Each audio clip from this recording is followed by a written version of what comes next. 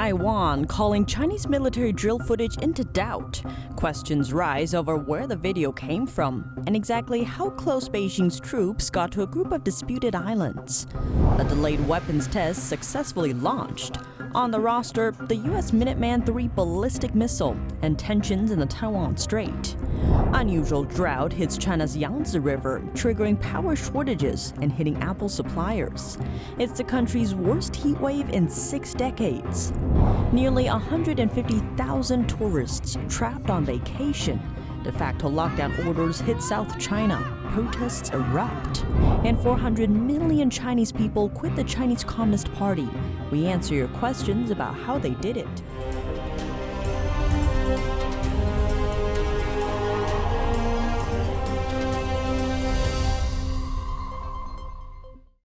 Welcome to China in Focus. I'm Tiffany Meyer. Taiwan is taking issue with military drill footage published by Beijing. China says the exercises were carried out near a major Taiwanese airbase. Let's zoom in.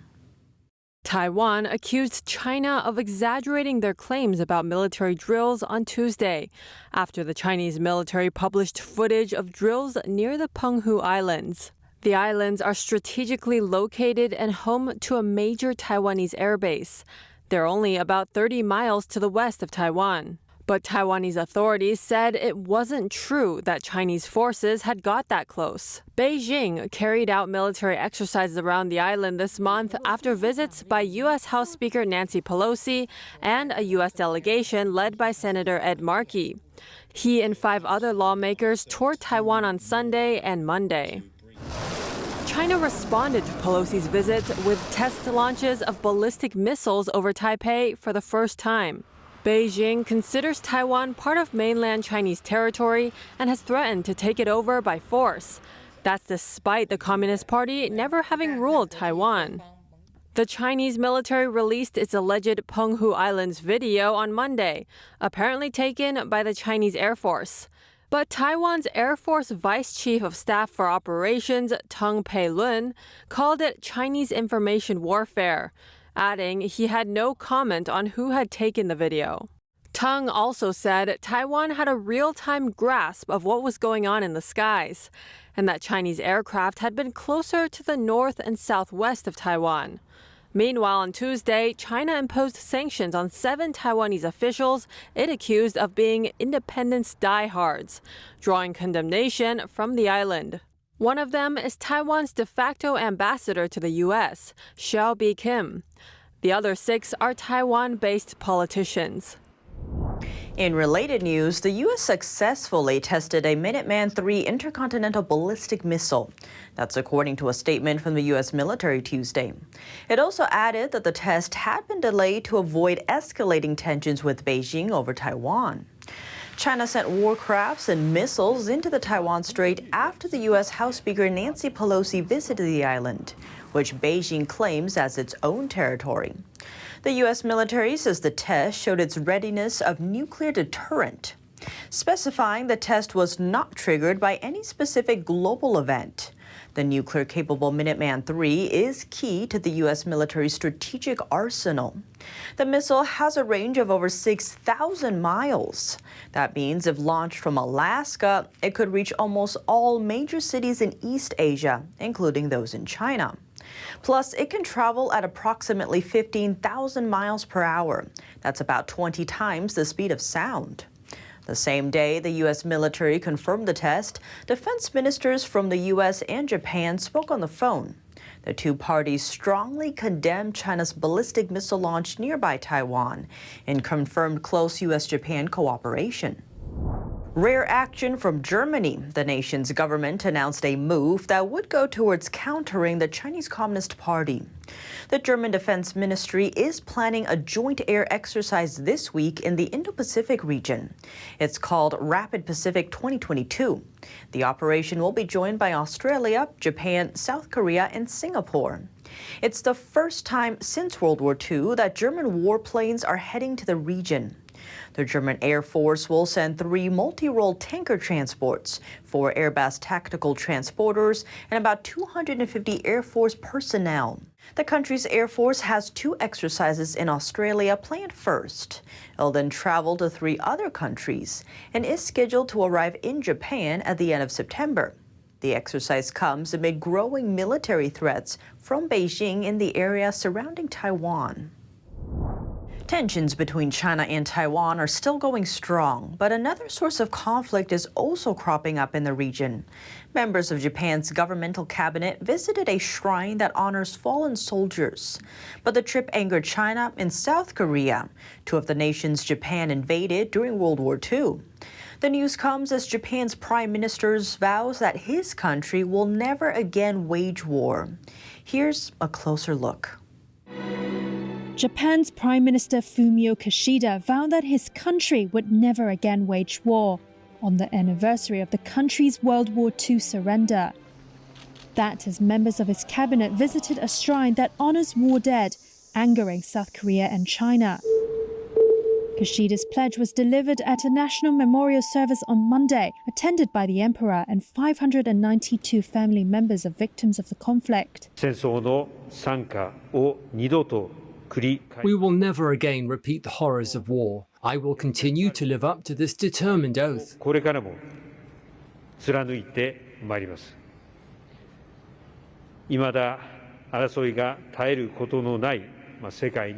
In a world where conflicts are still unabated, Japan, under the banner of proactive pacifism, will do its utmost to work together with the international community to resolve the various challenges facing the world.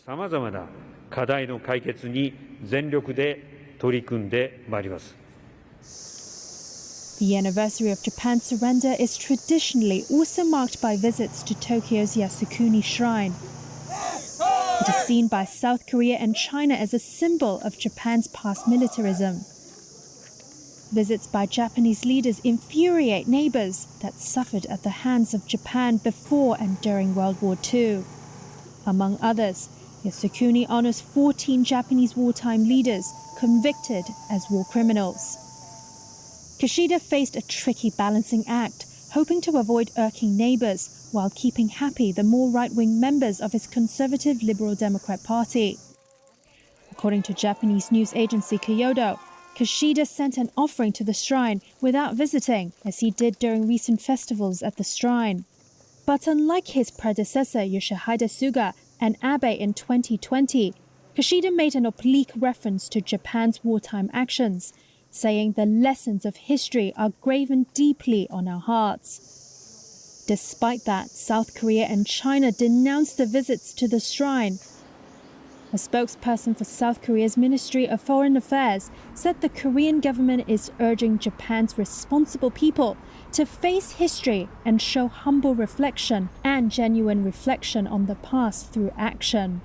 Chinese Foreign Ministry spokesperson Wang Wenbin said the minister's visit to the shrine reflects Japan's wrong attitude towards historical issues. Japan's ties with China were already strained after China conducted unprecedented military exercises around Taiwan, following the visit there by U.S. House of Representatives Speaker Nancy Pelosi this month. During the drills, several missiles fell in waters inside Japan's exclusive economic zone. Yasukuni Shrine commemorates some 2.5 million war deaths, all from a number of wars since the 19th century. It includes those from World War II.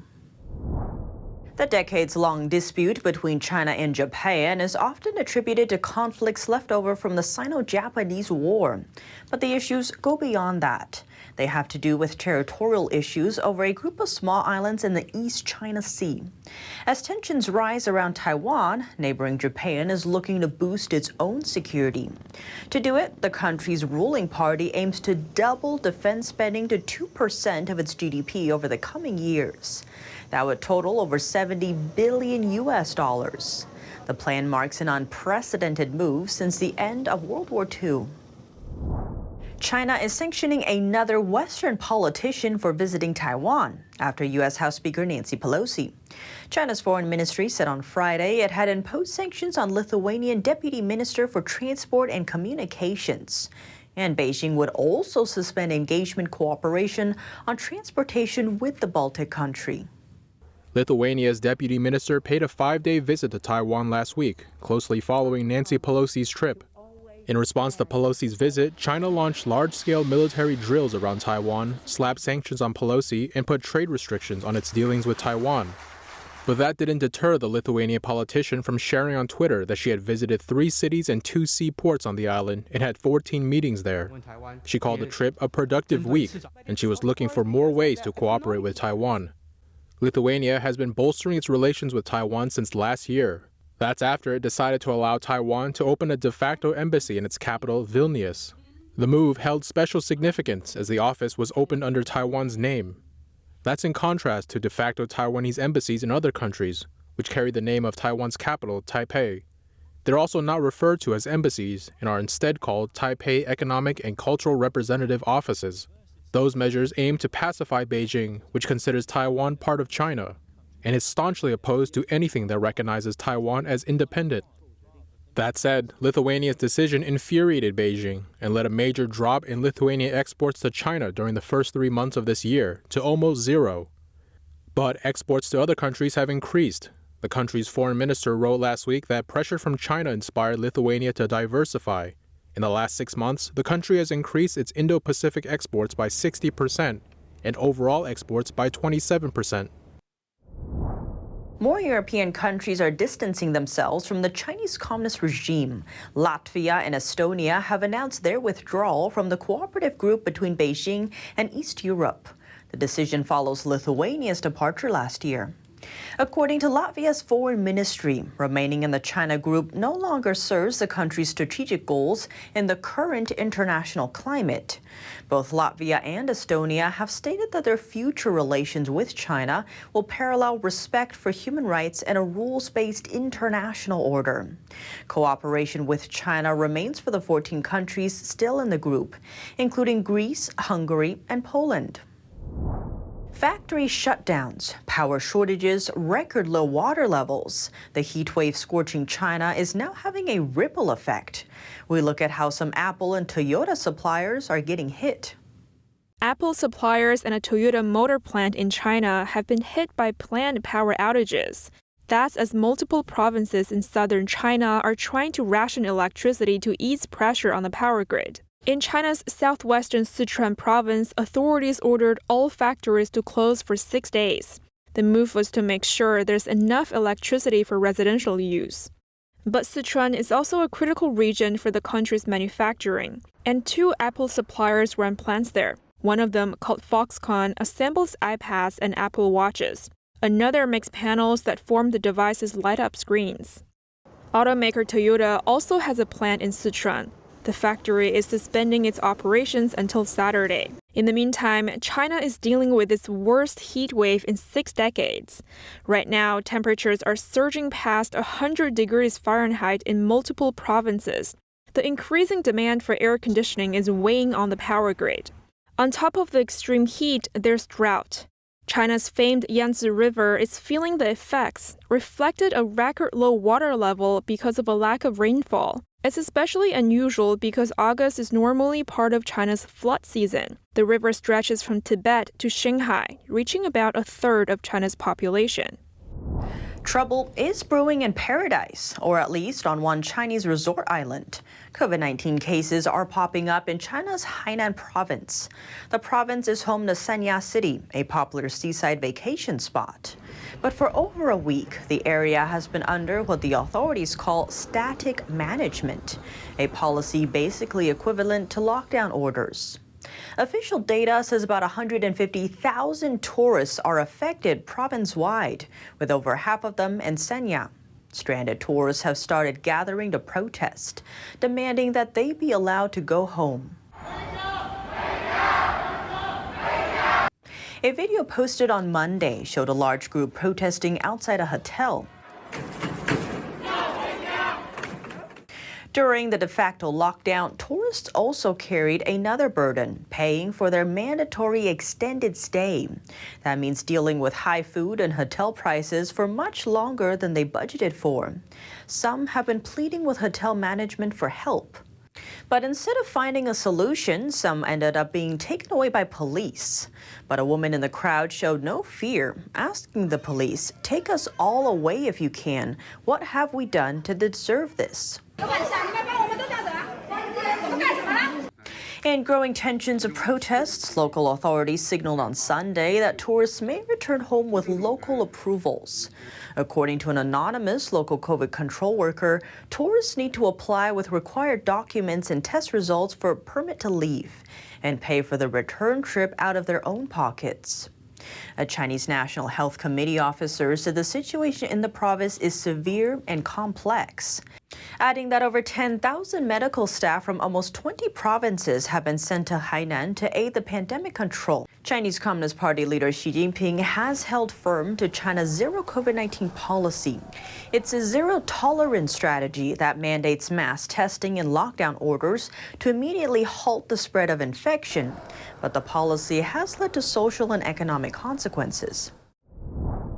Next, we'd like to take a moment to answer a question from our audience. Last week, we covered how 400 million Chinese people have quit the Chinese Communist Party and its affiliated organizations. Some viewers asked for more details. In China, many citizens, at least in one point in their lives, joined the Chinese Communist Party or its organizations, such as the Communist Youth League and the Young Pioneers. When joining, they make an oath not to the nation, but to the Communist Party.